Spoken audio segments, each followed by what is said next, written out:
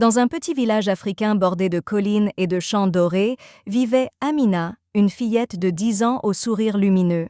Amina était l'image même de l'innocence. Elle a passé ses journées à jouer avec ses amis sous les baobabs et à aider sa mère, Mariama, au marché. Son rêve était simple mais grand: devenir enseignante pour offrir à tous les enfants du village la possibilité de lire et d'écrire. Mais derrière ce sourire se cachait une ombre qui allait bouleverser sa vie à jamais. Amina vivait avec sa mère, une femme courageuse et dévouée, et son grand-père Moussa, un vieil homme respecté dans le village. Moussa était un homme d'apparence sage, mais derrière son masque d'honneur, il cachait un cœur empoisonné par les ténèbres. Une nuit, alors que Mariama était encore au marché, Moussa appela Amina dans sa chambre. Avec des paroles doucereuses, il l'attira à lui. Ce qui se passa cette nuit-là ne fut jamais prononcé à voix haute par Amina. Les jours suivants, elle se sentait confuse, effrayée et piégée dans un silence imposé par les menaces de Moussa. Chaque fois qu'elle osait s'approcher de sa mère pour parler, Moussa la regardait avec des yeux remplis de menaces. « Si tu dis un mot, je détruirai ta vie et celle de ta mère », lui avait-il murmuré un soir. Quelques mois passèrent. Le corps frêle d'Amina commença à changer. Elle se plaignait souvent de douleurs au ventre, vomissait régulièrement et semblait fatiguée en permanence. Mariama, inquiète, l'emmena voir la guérisseuse du village, une femme connue pour ses dons de soins et sa sagesse. Après un long examen, la guérisseuse posa ses outils et regarda Mariama, le visage sombre. « Votre fille est enceinte », déclara-t-elle avec hésitation. Le monde de Mariama s'écroula. « Comment est-ce possible ? Elle n'a que 10 ans », cria-t-elle, les larmes coulant sur ses joues. Amina, terrifiée, hésite à parler. Mais sous l'insistance de sa mère, elle révéla ce qu'elle avait gardé enfoui dans son cœur.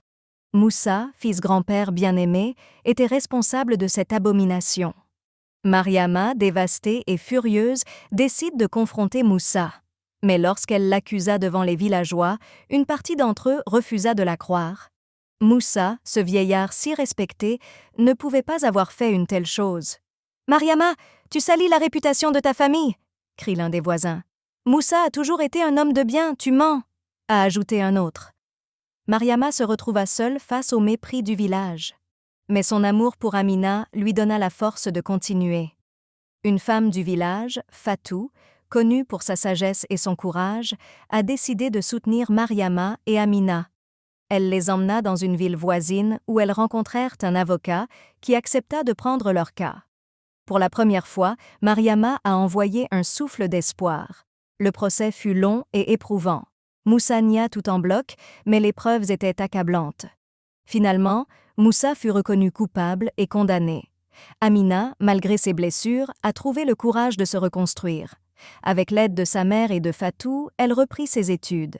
Elle travailla dur et, des années plus tard, réalisa son rêve de devenir enseignante. Mais elle ne s'arrête pas là. Amina est devenue une défenseure des droits des enfants, utilisant son histoire pour sensibiliser les communautés sur l'importance de briser le silence face aux abus. Lorsqu'elle regardait les enfants jouer autour de l'école qu'elle avait bâtie, elle souriait. Elle savait qu'elle avait transformé sa douleur en force et son silence en voix pour les autres. Cette histoire est plus qu'un simple récit. C'est un appel à l'action, un rappel que les victimes de telles atrocités ne doivent jamais être réduites au silence. Amina a prouvé qu'avec du soutien et du courage, il est possible de transformer la douleur en espoir.